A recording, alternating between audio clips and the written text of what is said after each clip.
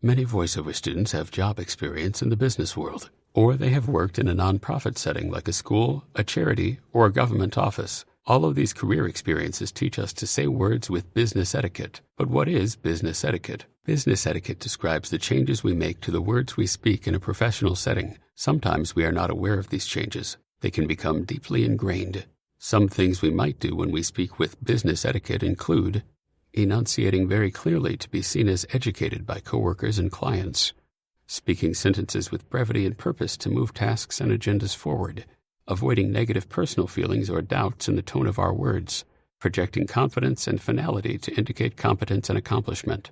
Business etiquette can provide a great and appropriate approach to many voiceover scripts. However, the way that we speak and express ourselves in the business world can be a challenge when we want to speak conversationally. What is conversational speaking? One way to describe conversational speaking is living words as though we're speaking them to a close friend, neighbor, or family member. Some things we do when we speak conversationally might include showing that something that matters to us is on the line, speaking with less than perfect enunciation and diction, speaking from a shorter physical distance than we often speak at in a business setting, speaking in an environment that is quieter than a business setting, like a car with the windows rolled down on a country summer night, or even a living room sofa. Because many commercial voiceover scripts are written about a product or service, the choice to use business etiquette in performing commercials can feel natural. After all, the words may not be written in a manner that any person would commonly speak, let alone speaking conversationally. In fact, most commercial scripts that a voiceover talent performs are already written in a more business-like style.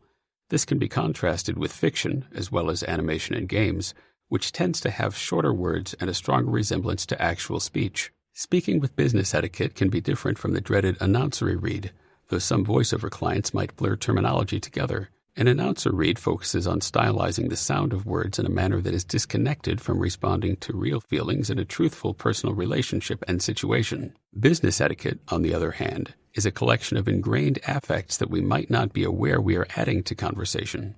As a voiceover coach, the following are the 3 most effective exercises I've found to address out-of-control business etiquette in commercial reads. Exercise 1. Speak in an environment where you are not supposed to speak.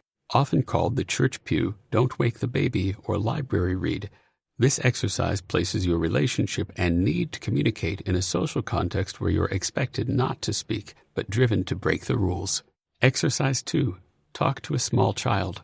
Many of us have had the experience of speaking to a toddler and desperately wanting them to understand what we are saying as though they were an adult.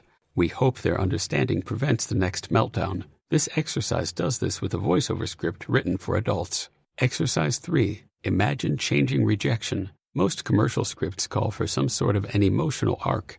This means that truthfully living the words on the page begins with one feeling and journeys to another. One way to achieve this is to imagine that the person you are speaking to is rejecting you at the beginning, but slowly comes around by the end. You can also imagine that their rejection increases. Either way, the urgency of your words responds to their changing expressions and body language. With practice, voiceover students who have internalized business etiquette can expand their range to compete in a wide variety of reads.